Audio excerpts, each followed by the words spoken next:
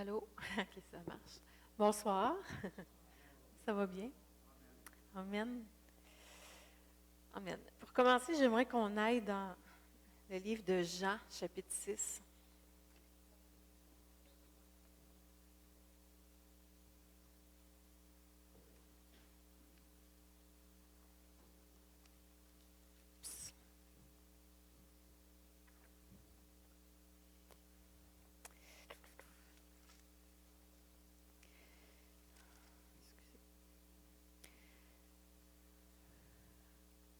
Amen. On va commencer au verset 5. Jésus regarda autour de lui et vit une foule nombreuse venir à lui. Alors il demanda à Philippe, où pourrions-nous acheter assez de pain pour nourrir tout ce monde? Il ne lui posait cette question que pour voir ce qu'il allait répondre, car en réalité il savait ce qu'il allait faire. Rien que pour donner à chacun un petit morceau de pain, il faudrait au moins 200 pièces d'argent, lui répondit Philippe.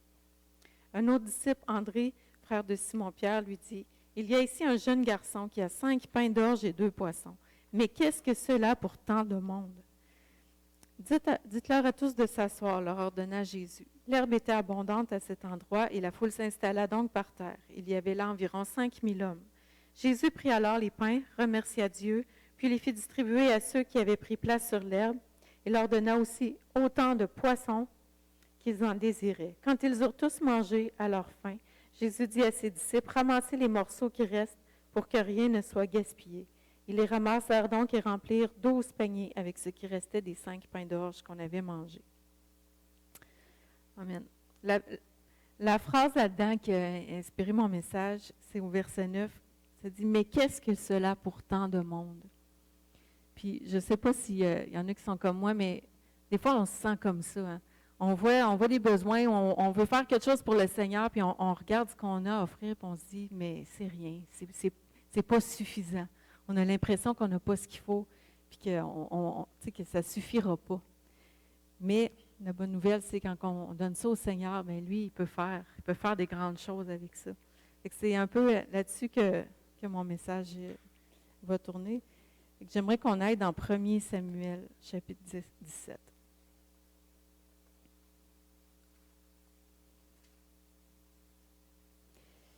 C'est une histoire qu'on connaît bien, fait que je ne vais pas tout lire ça. C'est David et Goliath.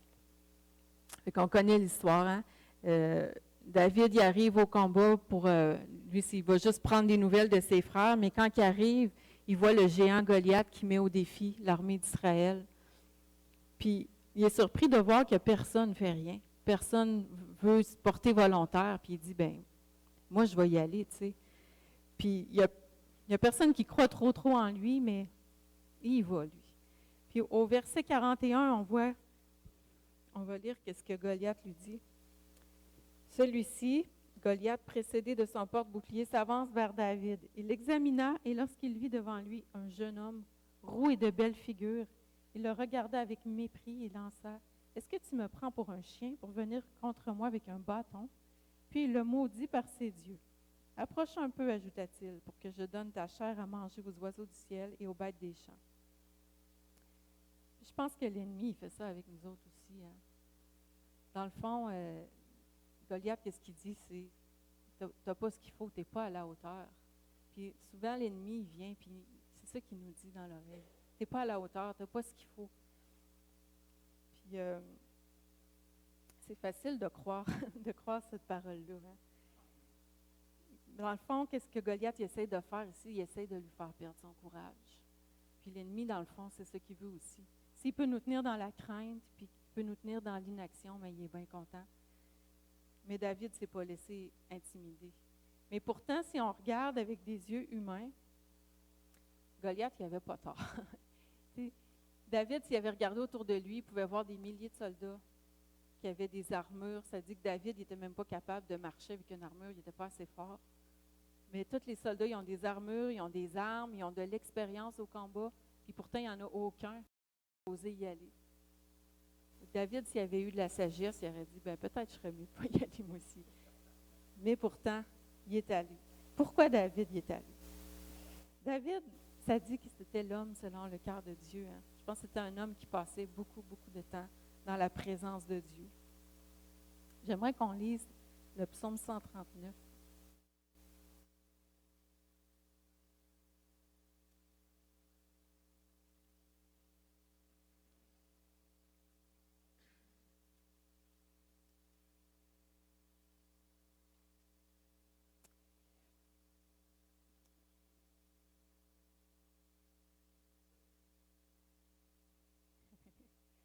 Éternel, tu me sondes et tu me connais. Quand je suis assis et quand je me lève, tu le sais. De loin, tu discernes tout ce que je pense. Tu sais quand je marche et quand je me couche. Et tous mes chemins te sont familiers. Bien avant qu'un mot vienne sur mes lèvres, Éternel, tu sais déjà tout ce que je vais dire. Tu es devant moi et derrière moi, tu m'entoures, ta main est sur moi. Merveilleux savoir hors de ma portée, savoir trop sublime pour que je l'atteigne. Où pourrais-je aller loin de ton esprit? Où pourrais-je fuir hors de ta présence? Si je monte au ciel, tu es là. Et si je descends au séjour des morts, t'y voilà. Et si j'empruntais les ailes de l'aube pour me réfugier aux confins des mers, là aussi ta main me dirigerait, ton bras droit me tiendrait. Et si je me dis, du moins les ténèbres m'envelopperont, alors la nuit même se change en lumière tout autour de moi. Pour toi, les ténèbres deviennent lumière et la nuit éclaire comme un plein jour. Lumière aux ténèbres pour toi sont pareilles. Tu m'as fait ce que je suis et tu m'as tissé dans le ventre de ma mère. Merci d'avoir fait de moi une créature aussi merveilleuse. Je vais arrêter là. Moi, je vois deux choses principales là-dedans. C'est que David, premièrement, il savait qui était son Dieu. Puis deuxièmement, il savait qui il était aux yeux de Dieu. Il savait que Dieu ne le laisserait jamais tomber. Il savait qu'il était avec lui tout le temps. Puis il savait que Dieu y avait mis en lui tout ce qu'il fallait pour l'œuvre à laquelle il l'appelait. Amen. Donc, je pense qu'on a besoin, nous aussi, de réaliser la valeur qu'on a aux yeux de Dieu. Puis, l'autre jour, on était... quand Mélanie, elle a parlé, l'autre jour, c'était sur connaître sa valeur. Tu avais apporté un message à propos de ça, puis ça m'avait beaucoup touchée. Puis, à la fin, j'étais en prière, puis je demandais à Dieu, tu sais, c'est quoi ma valeur à tes yeux? Puis, c'est comme si Dieu m'a ramené 30 ans en arrière, puis je me suis vue à l'école du dimanche, comme une petite fille, puis on avait eu un enseignement sur la parabole des talents. Il y en a qui en ont reçu 10, il y en a qui en ont reçu 5, il y en a qui en ont reçu juste un, puis il y en a qui les ont fait valoir. Celui qui en a eu juste un, il l'a caché. On connaît cette parabole-là. Puis je me rappelle, dans ma petite tête de petite fille, je me suis dit, hey, moi, je suis chanceuse, moi, je fais partie de ceux qui en ont reçu beaucoup. Puis là, dans ma tête d'adulte, je me suis dit, mais mon doux, mais j'étais donc bien prétentieuse quand j'étais petite de penser ça, tu sais. Aujourd'hui, je le sais que c'est pas vrai, tu sais. Mais c'est comme si j'ai senti que Dieu me disait, mais dans ce temps-là, tu savais ta valeur. Tu sais. Pourquoi qu'aujourd'hui, tu n'es plus capable de reconnaître ta valeur? Puis, dans le fond, j'ai demandé pardon à Dieu, tu sais. Puis je pense que j'ai laissé Goliath parler plus fort que Dieu.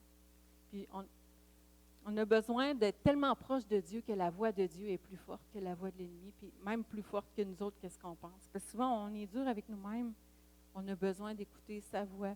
Lui, il dit qu'on est ses enfants, il dit qu'on est une créature merveilleuse, puis il dit qu'il ne nous laissera pas tomber aussi. Amen. Donc, David, lui, avait compris ça, puis il est allé combattre le géant, puis il a terrassé le géant. Par la puissance de Dieu, parce qu'il savait que Dieu, il ne laisserait pas tomber. Amen. Amen. Maintenant, j'aimerais qu'on aille dans Exode, au chapitre 3.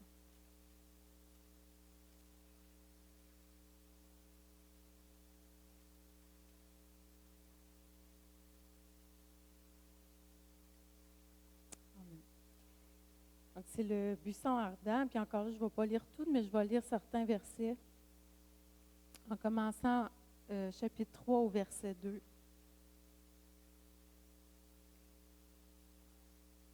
L'ange de l'Éternel lui apparut dans une flamme au milieu d'un buisson. Moïse aperçut un buisson qui était tout embrasé et qui pourtant ne se consumait pas. Il se dit alors, je vais faire un détour pour aller regarder ce phénomène extraordinaire et voir pourquoi le buisson ne se consume pas. L'Éternel vit que Moïse faisait un détour pour aller voir. Il l'appela du milieu du buisson. Moïse, Moïse, je suis là, répondit Moïse. Tu lui dis, n'approche pas d'ici, enlève tes sandales, car le lieu où tu te tiens est un lieu sacré. Puis il ajouta, je suis le Dieu de tes ancêtres, le Dieu d'Abraham, d'Isaac et de Jacob. Alors Moïse se couvrit le visage, car il avait peur de regarder Dieu. L'Éternel reprit, « J'ai vu la détresse de mon peuple en Égypte, j'ai entendu les cris que lui font pousser ses oppresseurs. Oui, je sais qu'il souffre. C'est pourquoi je suis venu pour le délivrer des Égyptiens, pour le faire sortir d'Égypte et le conduire vers un bon et vaste pays, un pays ruisselant de lait et de miel. C'est celui qu'habitent les Cananéens, les Hittites, les Amoréens, les Phéréziens, les Héviens et les Yébousiens.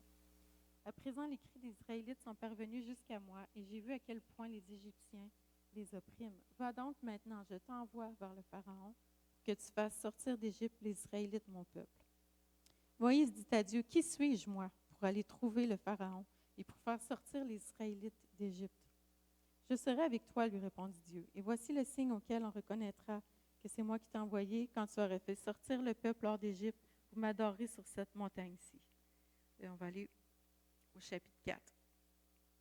Moïse s'objecta, « Et s'ils ne me croient pas, et s'ils ne m'écoutent pas, s'ils me disent, l'Éternel ne t'est pas apparu.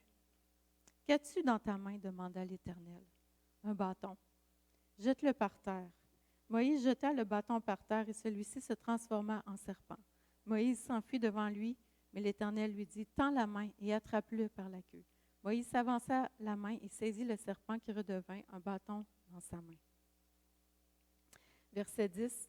Ah Seigneur, dit Moïse, je n'ai pas la parole facile. Cela ne date ni d'hier ni d'avant-hier et cela ne s'est pas amélioré depuis que tu as commencé à parler à ton serviteur. J'ai la bouche et la langue embarrassées. L'Éternel lui répondit, qui a doté l'homme d'une bouche? Qui le rend muet ou sourd, voyant ou aveugle? N'est-ce pas moi, l'Éternel? Maintenant, va donc, vas-y, je serai moi-même avec ta bouche et je t'indiquerai ce que tu devras dire. Mais Moïse rétorqua, non, Seigneur, je t'en prie, envoie qui tu voudras pour cela. Alors l'Éternel se mit en colère contre Moïse et lui dit, eh bien, il y a ton frère Aaron, le Lévite. Je sais qu'il parlera facilement. D'ailleurs, il est déjà en chemin pour venir te trouver. Il sera tout heureux de te voir. Tu lui parleras, tu lui mettras des paroles dans la bouche. Et moi, je vous assisterai tous deux dans ce que vous direz. Et je vous indiquerai ce que vous aurez à faire. Il sera ton porte-parole devant le peuple. Il te servira de bouche et tu seras pour lui comme le Dieu qui parle à son prophète. Tu prendras ce bâton en main et c'est avec celui-là que tu accompliras les signes miraculeux. Amen. Donc, Moïse, il y avait un peu, comme on pourrait dire, le syndrome de l'imposteur. Hein? Dieu l'appelle pour une tâche, mais lui, il ne se sent vraiment pas digne, il ne se sent vraiment pas capable. Il dit, voyons donc, ils ne vont pas m'écouter, je n'ai pas la parole facile. Envoie n'importe qui d'autre sauf moi. Mais Dieu, c'est lui qui voulait. Puis, qu'est-ce qui m'a frappé dans ça, c'est quand il a dit, qu'est-ce que tu as dans ta main? Il a dit, j'ai un bâton. Puis Dieu, il a dit, bien, on va se servir de ce bâton-là. Tu sais, Dieu, il n'a pas dit, ben, tu t'en vas combattre Pharaon, ça te prend une épée, ou tu t'en vas diriger mon peuple, ça te prend un sceptre, ou ça te prend quelque chose de mieux. Tu as un bâton, on va utiliser ça. Puis je méditais un peu, qu'est-ce qui signifiait ce bâton-là? Dans le fond, c'était son bâton de berger, tu sais. Puis Moïse, on sait qu'il était le fils de la fille, le fils adoptif de la fille de Pharaon. Donc, probablement, il a vécu sa jeunesse dans le luxe. Il a vécu avec une certaine position sociale. Probablement qu'il y avait des serviteurs. Il a eu une vie probablement facile. Jusqu'au jour où il a vu un Hébreu qui se faisait maltraiter par un Égyptien, puis il a voulu intervenir, puis il a tué l'Égyptien. Puis là, sa vie, elle a complètement changé. Il était obligé de se sauver, il s'est retrouvé tout seul dans le désert, il a abandonné tout ce qu'il avait, tous les gens qu'il aimait. Puis peut-être que Moïse voyait sa vie comme un échec à ce moment-là. Puis de se retrouver, d'être obligé de faire paître des brebis, pour lui, peut-être, c'était comme un échec. Mais c'est comme si Dieu disait, ce que toi, tu vois comme un échec, bien, ça va devenir ton outil pour servir le Seigneur. Puis je pense que c'est la même chose dans nos vies. Je pensais, peut-être qu'il y a des gens, vous avez vécu des expériences, peut-être que vous voyez ça comme des échecs, puis vous dites, mais est-ce que Dieu peut encore m'utiliser? Mais des fois, ce qu'on voit comme des échecs, Dieu se sert de ça pour qu'on puisse le servir. La semaine passée, on était à la conférence de femmes, puis la prédicatrice nous a présenté une vidéo. Ça allait vraiment bien avec ce que j'avais sur mon cœur, mais je n'ai pas la vidéo. Mais c'était le témoignage d'une femme qui s'appelle Monique Lépine, qui est en fait la mère de Marc Lépine, qui a fait la tuerie à Polytechnique. Puis elle racontait comment ça a été un drame. Je pense que tout le monde connaît l'histoire. Là. Lui, il est rentré dans l'école polytechnique, puis il a tué 14 jeunes femmes, puis après, il s'est enlevé la vie. Puis elle a vécu tellement comme de la honte. Elle voyait ça comme un échec. J'ai échoué en tant que mère. Puis elle dit pendant des années, elle était chrétienne même avant que ça l'arrive, mais pendant des années, elle allait à l'église, partout où elle allait, elle disait jamais son nom complet, parce qu'elle avait tellement peur que le monde fasse le lien, puis qu'il sache qui qu'elle était. Jusqu'au jour où Dieu l'a guéri, puis l'a libéré de la honte. Puis aujourd'hui, elle fait des conférences, puis elle aide des gens, puis elle se sert de cet événement douloureux-là pour aider d'autres personnes. C'est devenu son outil pour servir le Seigneur. Je trouvais que ça allait bien avec ça. Amen. Maintenant, c'est bien beau un bâton, mais un bâton tout seul, ça ne fait pas grand-chose. Hein? C'est sûr que c'est la puissance de Dieu qui agissait à travers de ce bâton-là. Parce que Moïse a décidé de répondre à l'appel, puis qu'il s'est mis disponible au Seigneur, mais Dieu y a intervenu. Puis c'est Éphésiens 3:20 nous dit, « Or, à celui qui peut faire, par la puissance qui agit en nous, infiniment au-delà de ce que nous demandons ou pensons. » C'est sa puissance qui agit en nous. Mais il faut qu'on se mette disponible pour laisser Dieu agir. Amen. La Bible dit aussi que c'est lui qui produit en nous le vouloir et le faire. Fait que si Dieu nous met quelque chose à cœur, il nous rend capable de le faire. Amen. Amen. Fait qu'en terminant, j'ai un dernier verset que j'aimerais qu'on aille voir dans Matthieu chapitre 13.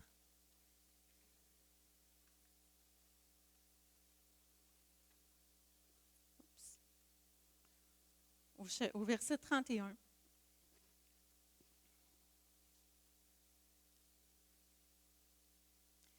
Jésus leur raconta une autre parabole. Le royaume des cieux ressemble à une graine de moutarde qu'un homme a prise pour la semer dans son champ.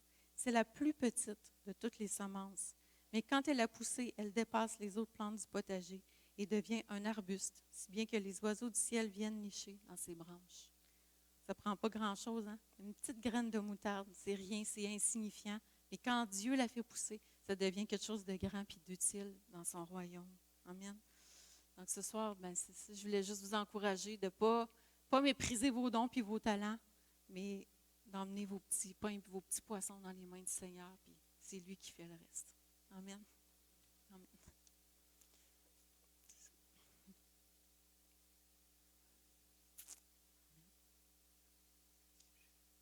OK.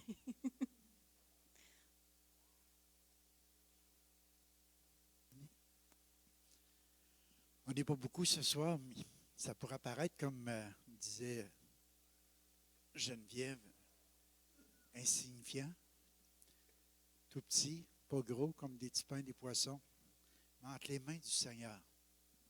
Ça peut être des grandes choses. Moi, en entendant ce message-là ce soir, là, je pense qu'on aurait pu apporter ça dans une grosse église où il y a des milliers de jeunes qui sont là, qui auraient pu répondre à l'invitation de dire, es-tu prêt à donner ta vie? Es-tu prêt à donner ce que tu crois insignifiant, le mettre dans les mains du Seigneur? Tu ne peux pas imaginer tout ce que Dieu peut faire avec ça. Des choses incroyables. Libérer un peuple comme le peuple, il y avait 6 millions de personnes. Les sortir de l'Égypte et les emmener dans la terre promise. Ou David, tout le monde, des hommes de guerre, qui les genoux lui claquaient ensemble, qui avaient peur, puis avaient de la crainte, intimidés par la parole, juste par la parole d'un Goliath. Et que petit David disait au nom de l'Éternel des armées. Il savait, il avait été sondé par Dieu, puis il connaissait Dieu. Moi, j'aimerais ça ce soir qu'on termine, juste en réalisant profondément qu'on peut tout offrir au Seigneur. Des fois, on dit, Seigneur, je commence à être vieux. Il y en a-tu qui se sentent de même un peu? Tout le monde sont jeunes. Des fois, on sent, le meilleur est passé. Le temps, il a passé. On regarde Moïse, il était jeune, puis là, il était rendu plus âgé. Puis Dieu l'a gardé encore. Un peu pareil aussi comme les deux espions, Caleb et Josué. Le temps était passé. Mais Dieu dit, vous allez rentrer dans le pays Canaan. Moi, je crois que ce soit son offre au Seigneur, tout ce qu'on a. Ou ce qu'on pense que des fois, le temps est passé. Non, le Seigneur, il dit, vous êtes juste dans le bon moment, dans le bon temps. Je vais vous utiliser avec qu'est-ce que j'ai mis entre vos mains. Je vais prendre ce que vous avez, puis même, comme disait Geneviève, avec les déceptions, les choses, des fois, que vous avez passé ça, des temps rough, des temps de détresse, des temps que vous aimeriez oublier, des temps où vous avez été persécutés ou qu'il y a eu des affaires qui vous ont brisé. Mais Dieu dit, je vais ressusciter ça, alléluia. Je vais utiliser ça par ma puissance, pour guérir, pour restaurer, pour libérer, pour faire du bien aux gens autour de nous. Alors, on va s'élever ensemble ce soir, on va faire quelque chose. Alléluia. Mettez-vous 2 par 2. Ça va arriver peut-être juste. Sinon, un qui est tout seul, viens-t'en, on va s'approcher. Alléluia. Puis on va prier les uns pour les autres en offrant au Seigneur qu'est-ce qu'on est. En disant, Seigneur, je t'offre ce soir ce que je trouve comme peut-être insignifiant, Seigneur, dans ma vie. Mais entre tes mains, Seigneur, je sais que tu vas faire des miracles, Seigneur. Je veux juste dire ce soir, Seigneur, que je veux être obéissant. Je veux m'offrir totalement, corps, âme et esprit. Toute mon être, Seigneur, toutes mes faiblesses, Seigneur, mes défauts, comme mes qualités, comme les choses qui sont des points forts dans ma vie. Je veux juste les offrir ce soir, Seigneur. Comme le petit gars avec ses pains et ses poissons. Tu as nourri une grande foule, Seigneur. Ce petit gars-là, il n'avait jamais imaginé qu'avec son petit lunch, Seigneur, qu'il pourrait répondre à un si grand besoin, mais entre les mains de Jésus. Mets tout ça dans les mains de Jésus ce soir. Prie pour celui qui est à côté de toi en disant, Seigneur, bénis son offrande. Bénis son offrande ce soir. Et chacun de nous, on va recevoir une prière de Dieu. Une prière d'un frère, d'une sœur qui monte à Dieu. De consécration. Pour les dons, pour les talents, pour toutes les choses qu'il nous a confiées, qu'il nous a données. Même des choses qui me semblent petites à nos yeux. Oh, Papa, fais des miracles avec ça, Seigneur. Tu as le don, Seigneur Dieu, de changer un bâton en un serpent. Puis après ça, de reprendre le serpent par la queue puis de leur faire un bâton. Le bâton qui signe d'autorité en ton nom, Seigneur. Oh oui, Seigneur, c'est cette autorité qu'on veut prendre en ton nom, Seigneur. Pour voir les signes, les prodiges, les miracles, Seigneur. Voir un peuple venir vers toi, Seigneur. Voir un peuple être libéré, être sauvé, être guéri, être restauré, Seigneur. Il y a un peuple nombreux, Seigneur. Nous sommes dans les derniers temps, Seigneur. Mais que tu reviennes, vas-tu trouver de la foi sur la terre. Mais Seigneur Dieu, on va être de ceux qui vont la semer, Seigneur. De ceux qui vont emporter ta parole. De ceux que tu vas utiliser, Seigneur, pour emporter des âmes à toi. Utilise, Seigneur, tout ce qui semble petit en nous, Seigneur, pour faire des grandes choses à ta gloire. Nous te prions au nom de Jésus ce soir. Fais-le, Père, au nom de Jésus. Au nom de Jésus. Par la puissante onction de ton Saint-Esprit. Amen. Alléluia.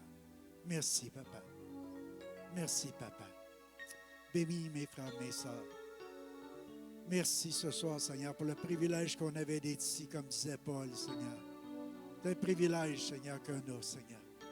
D'être dans ta présence, de te connaître, de t'aimer, de te servir, Seigneur. De prendre ce temps à part avec toi, Seigneur. De voir comme une priorité de prendre un temps, Seigneur, dans ta présence. Pour se laisser, Seigneur, transformer à ton image, à ta ressemblance. Merci, Père. Merci, Père. Amen. Alléluia. Soyez bénis.